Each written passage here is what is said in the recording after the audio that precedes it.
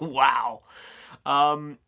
This is a different look. I just tied up my hair because there's that much of it now that I can tie up. And this is the look. This is what's happening right now. So I guess that's what it is. I'm not going to change it for this moment in time. And right now I'm going to go with it. I'm not going to stick. Well, I am going to stick. I'm not going to twist. And, ooh. I feel like an emo kid. Like the emo's been let out of me. I never went through that phase. But I definitely, I'm seeing it. The mad thing is, I'm not sure if I hate it. I definitely don't like it, but at the same time, is it passable? Is it okay? I've definitely had worse hair on the channel. That's a foregone conclusion. So maybe this is just in the middle.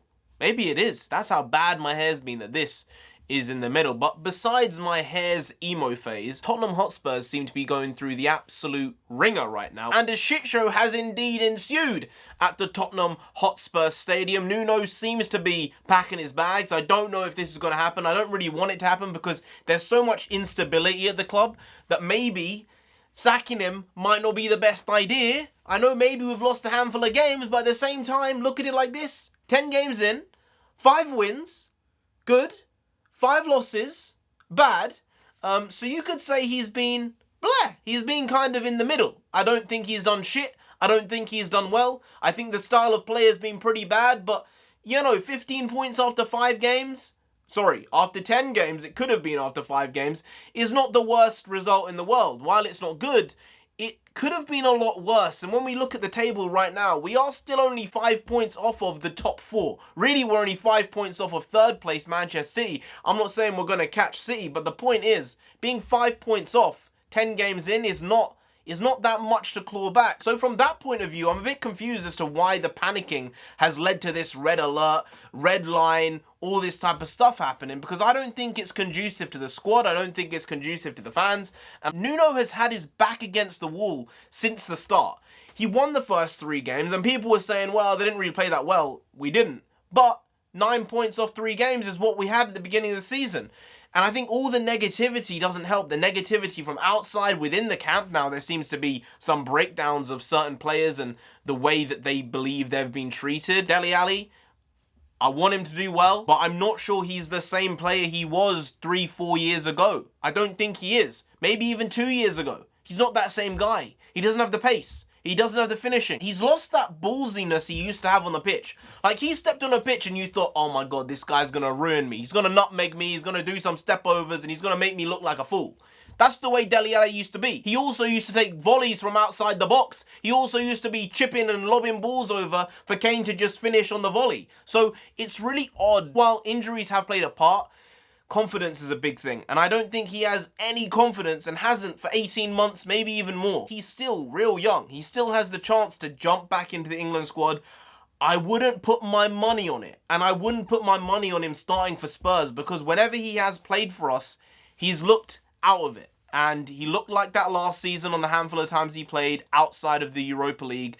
And this season it's been the same, but now he's even looking shoddy in the Europa Conference League. So Dele Alli, I don't know the situation there. Nuno, maybe he's going to be gone by the time midweek comes. Maybe by the time Thursday comes, he's going to be out of the job. I don't know who they're going to get, because Paulo Fonseca was the guy that I kind of liked. Thought he might be a good fit for Tottenham. He plays more attacking-minded football, and that's something that Spurs fans like. That's something most football fans like. But I will have to go back to this. Jose Mourinho didn't really perform that badly as a manager at Spurs. People can say what they want, but his points return wasn't bad. And if it wasn't for a handful of VAR decisions last season, Spurs would have finished in the top 4. They may have even finished 3rd. So I think people view Jose, while the football was terrible, they view him in a certain way because of who Jose is, as opposed to what he got on the pitch. And he got the best out of Son, he got the best out of Kane, and he got a good job out of Lucas Moura. And right now, I do not see any of those things happening under Nuno. I think Lucas Moura is doing the thing Lucas Moura does, which is he runs and runs and runs and will run until the bloody hills come down. He will run against the hills until they fall. That's what he does. But I don't think Nuno is getting the best out of them. And I think that's part of the reason why the sack might be on. I think as well, you look at the leaky defence. They spent a lot of money, Spurs. Well, they haven't spent the money yet. They've got loans with an obligation to buy. So eventually, the money's going to need to be paid. And these defenders cost a lot of money. Royale was 30 million. Reguilon was 30 million the year before. Romero and Giallini, whatever you want to say, cost a lot of money.